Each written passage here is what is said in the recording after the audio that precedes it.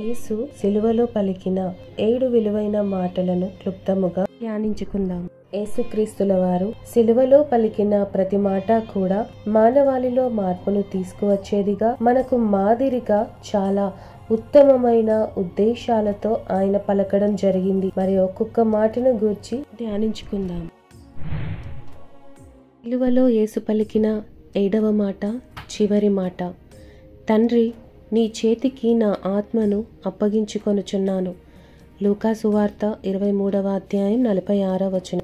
సిలువలో కఠిన హింసను పొందిన యేసుక్రీస్తుల వారు తన రక్తాన్ని చివరి బొట్టు వరకు కూడా ఆయన మన కొరకు అప్పగించారు.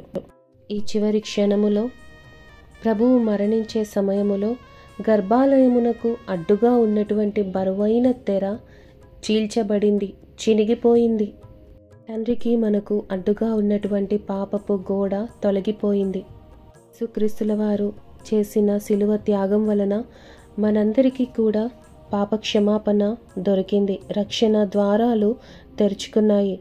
విలువలేని మన జీవితాలకు విలువైన తన జీవితం సిలువలో అర్పించాడు. వెలపెట్టిన ఆయన ప్రాణం మనకు ఉచితముగా రక్షణనిచ్చింది. మరి పొందుకున్న రక్షణను మనం కాపాడుకోవాలి. మన ఆత్మలను క్రీస్తుకు అప్పగించుకునే వారిగా ఉండాలి. తండ్రి యొద్ద నుండి వచ్చిన ఆత్మ తండ్రి మార్గమును అనుసరిస్తూ తండ్రి చిత్తమును నెరవేరుస్తూ అంతే భద్రముగా తిరిగి తండ్రి చేతికి అప్పగించబడింది. మన ఆత్మలను కూడా మనము అంతే పరిశుద్ధంగా కాపాడుకోవాలి. అంతే భద్రంగా మరి తండ్రి చేతికి మనం అప్పగించాలి. దేవాలయముగా ఉన్న నీ దేహమును పాడు చేసుకొని నీ ఇష్టానుసారముగా నువ్వు జీవిస్తే నీలో ఉన్న పరిశుద్ధాత్మ దేవుడు అందులో నివసించలేడు. నీ ఆత్మను నీవు క్షేమముగా తిరిగి దేవునికి అప్పగించలేవు. కనుక ఈ మాటను నీవు గ్రహించుకోవాలి.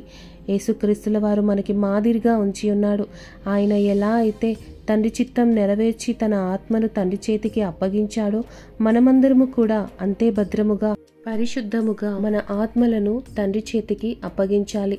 మార్గము సత్యము జీవమై ఉన్న యేసుక్రీస్తుల వారిని అనుసరించి మనము తండ్రిని చేరుకొందుముగాక. దేవుడి మాటలు దీవించునుగాక. ఆమేన్.